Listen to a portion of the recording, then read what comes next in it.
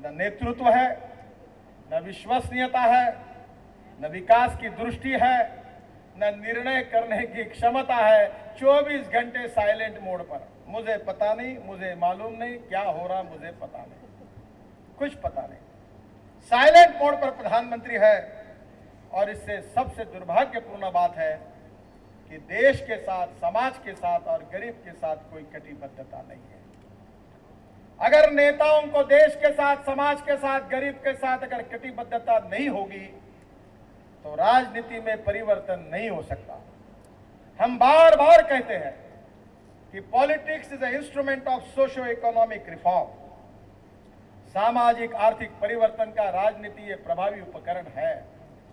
हम राजनीति को बृहत्तर राजनीति, लोकनीति, समाज नीति या राष्ट्र नीति या धर्म नीति में बदलना चाहते हैं।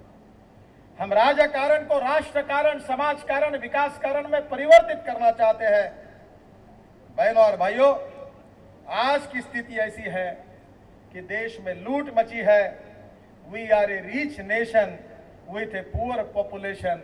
ये हमारे देश की शोकांतिका बनी हुई है और इसलिए हम सबको बहुत गंभीरता से आज विचार करना होगा कि हम इस देश को इस स्थिति से कैसे मुक्त करें। लोग मुझे पूछते हैं कि हम राजनीति में काम क्यों करें? क्या एमएलए, एमपी और मिनिस्टर और चीफ मिनिस्टर बनने के लिए काम करें? क्या देश में गरीबों के कारण लोग भूखे मर रहे हमारे प्रेरणा का विषय नहीं हो सकता?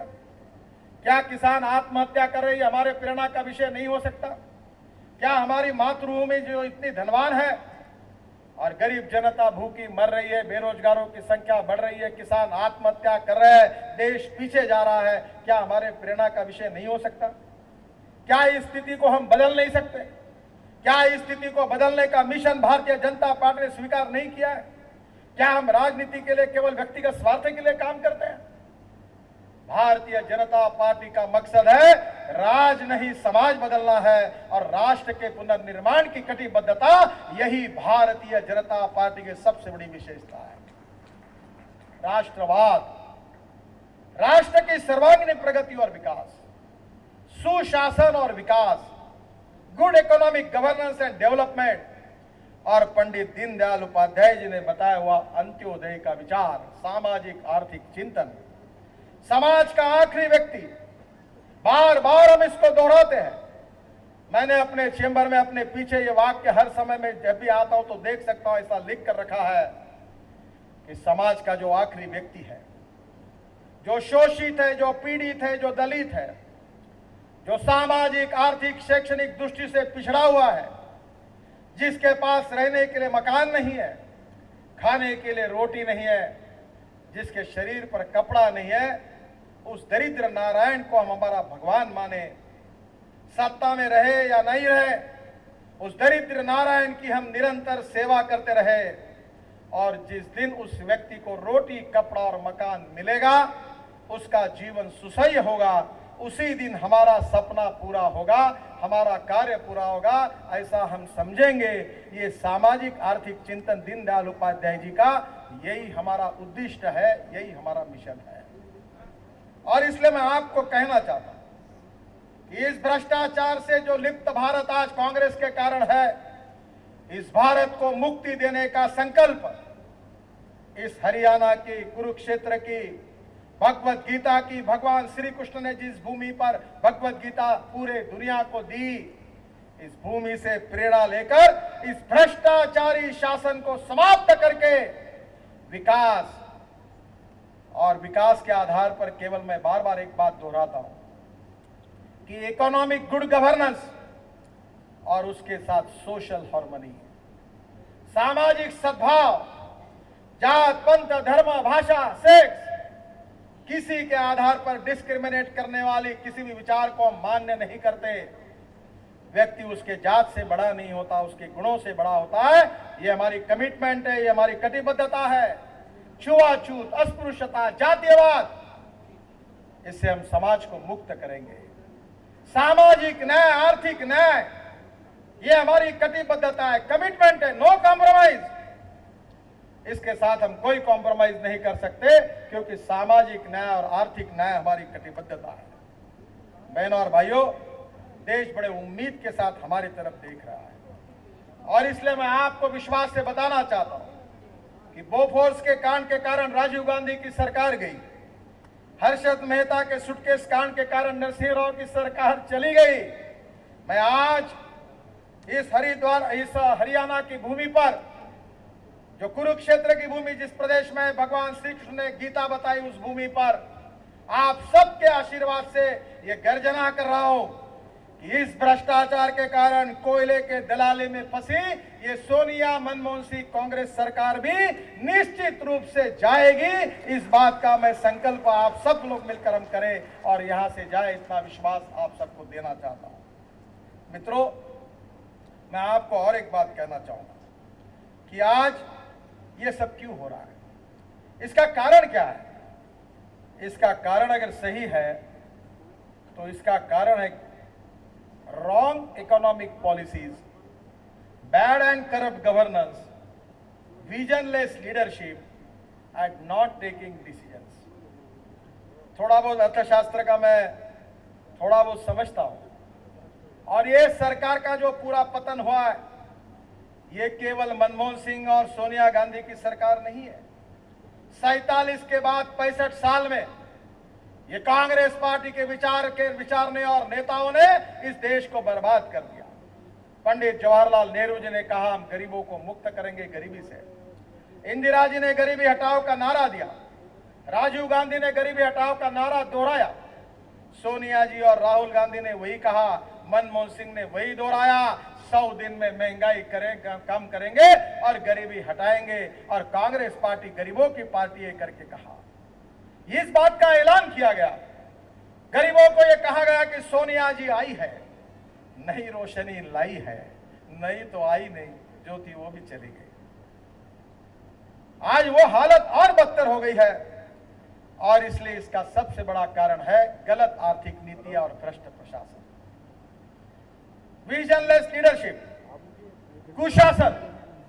बहन और भाइयों, 47 के बाद इस देश में 3 विचारधाराओं की चर्चा होती रही, समाजवाद, साम्यवाद और पूंजीवाद। पश्चिम बंगाल में, त्रिपुरा में, केरल में क्या हुआ लोगों ने देखा है। चाइना तो बदल गया है।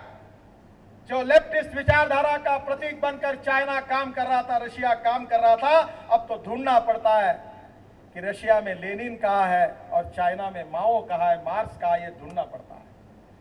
बहनों और भाइयों, अब ये तीनों विचारधारा परास्त हुई है।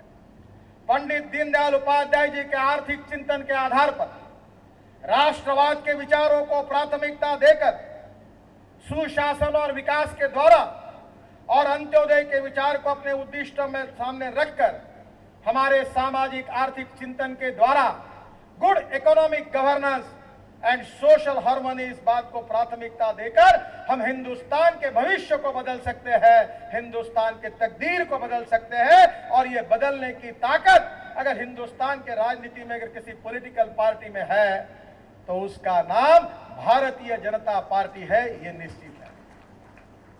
मैं केवल घोषणा के लिए नहीं कह रहा हूं। आप एनडीए की सरकार को याद रखिए, अटल जी के सरकार ने चलाई हुई सरकार को याद करिए कि डॉलर की तुलना में रुपए का मूल्य कितना था।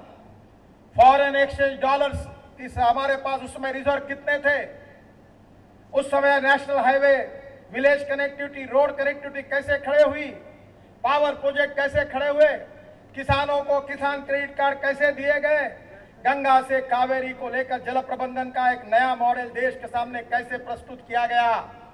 देश के गांव, गरीब, मजदूर, किसान के विकास में अटल जी के सरकार ने, इस देश के राजनीति को एनडीए के सरकार ने एक दिशा दी और उसी से प्रेरणा लेकर गुजरात में नरेंद्र भाई की सरकार, मध्य प्रदेश में शिवराज जी के नेतृत्व की सरकार, हिमाचल में धूमल जी की सरकार, हमारे छत्तीसगढ़ में डॉक्टर रमन सिंह जी की सरकार, गोवा में हमारे मनोहर पर्रिकर जी की सरकार, हमारे अर्जुन मुंडा जी की सरकार, कर्नाटक में जगदीश शेट्टर के इनके नेतृत्व की सरकार, हमारे बिहार में नीतीश कुमार जी और उनके साथ हमारे सुशील मोदी जी ने चलाई हुई सरकार।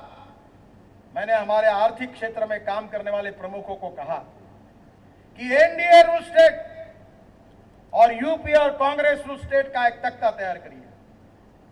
और अटल जी के सरकार ने दी हुई प्रेरणा, अटल जी और आडवाणी जी के नेतृत्व में सुशासन और विकास की मिली हुई विजन और उसके आधार पर हमारे सरकार ने अनेक क्षेत्रों में किए हुए काम, बहनों और भाइयों, आप इसका अध्ययन करिए। मैं केवल भारतीय जनता पार्टी का नेता हूं इसलिए इनकी तारीफ नहीं कर रहा हूं। यह कठिन बात है। 2.4% पर जब agriculture growth rate Madhya Pradesh का था तो मैंने अकेले में शिवराज जी को कहा था, शिवराज जी, मैं अगर 100 में से आपको मार्क देना चाहता हूं तो 15 भी मार्क नहीं दे सकता, ये स्थिति अच्छी नहीं है, आप इसको बदलिए। और 2.4% से 7 लाख हेक्टेयर जमीन सिंचाई के नीचे थी, हमारे शिवराज जी ने उस जमीन को 7 लाख हेक्टेयर को 22 लाख हेक्टेयर पर पहुंचाया और 18% एग्रीकल्चर ग्रोथ रेट लाकर दिखाया। ये इतना ऐतिहासिक रिवोल्यूशनरी काम है कि देश के किसानों के इतिहास में इतने प्रगति से बदली हुई स्थिति कहीं नहीं है। क्या ये उपलब्धि नहीं है? मैं पूछना चाहता हूं सोनिया जी से, जरा बताइए कि आपके यूपीए रूरल स्टेट में क्या हालत है।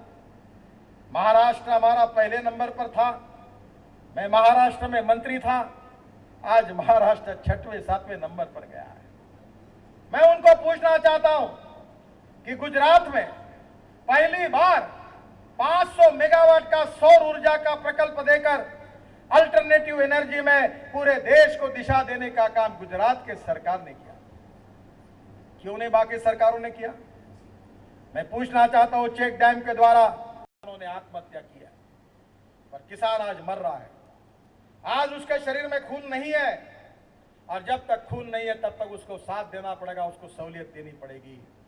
हमारी कर्नाटक की सरकार इस देश के इतिहास में पहली सरकार है जो किसानों को 0% ब्याज से क्रॉप लोन देती है और बिजली भी मुफ्त में देती है, 24 घंटे देती है। कर्नाटक की सरकार है। शिवराज जी ने भी 0% इंटरेस्ट लाया, रमन सिंह जी ने 1% लाया। मैं किसानों में काम करता हूं, अनेक किसानों मेरे दर्द है, मैं इतना दुख देख रहा हूं, किसान आत्महत्या कर रहे। विदर्भ में 70,000 एकड़ किसानों ने गन्ना लगाया है, मैं उनके बैंक लोन की गारंटी लेता हूं हमारे कारखाने की ओर से, और हमको 13 और 14% इंटरेस्ट से महाराष्ट्र का किसान कर्जा ले रहा है, मर रहा है, आत्महत्या कर रहा है। 16 घंटे बिजली नहीं है, उसके लिए कांग्रेस की सरकार कोई चिंता नहीं करती। पर हमारे दीनदयाल उपाध्याय जी के अंत्योदय के विचार पर चलने वाली हमारी मध्य प्रदेश, छत्तीसगढ़ और कर्नाटक की सरकार ने किसानों का कल्याण करने की योजना रखी है। बहनों और भाइयों, अगर देश के इतिहास में किसानों का कल्याण अगर कोई कर सकता है तो भारतीय जनता पार्टी कर सकती है। मैं विश्वास के साथ बताना चाहता हूं, और इसलिए मैं आपको कहूंगा कि ये तो राजनीति कर रहे हैं, भ्रष्टाचार को छुपाने के लिए और हिंदुस्तान की जनता का ध्यान दूसरी तरफ आकर्षित करने के लिए एफडीआई इन रिटेल की बात हुई। एफडीआई इन रिटेल के बारे में कल कुछ लोग चर्चा कर रहे थे कि भारतीय जनता पार्टी इस पर जोर नहीं दे रही है, कह नहीं रही है। हम जो एक बार कहते हो डंके की चोट पर कहते हैं। मैं देश की जनता को बता देना चाहता हूं कि इस देश के छोटे व्यापारियों को बर्बाद करके उनके पेट पर लात मार के हम इस देश में एफडीआई को आने नहीं देंगे, और सभी दलों को साथ में लेकर पार्लियामेंट के सेशन में आडवाणी जी, सुषमा जी और अरुण जी के नेतृत्व में सभी राजनीतिक पार्टी जो उनको आह्वान करके हम पार्लियामेंट में ये देखेंगे कि एफडीआई का जो निर्णय है वो सरकार को बदलने के लिए हम बाध्य करेंगे। इस बात का वचन मैं हिंदुस्तान की जनता को देना चाहता हूं। इसके साथ कोई कॉम्प्रोमाइज नहीं होगा। जो डिटेल बात है वो आर्थिक प्रस्ताव में अरुण जी रखने वाले हैं।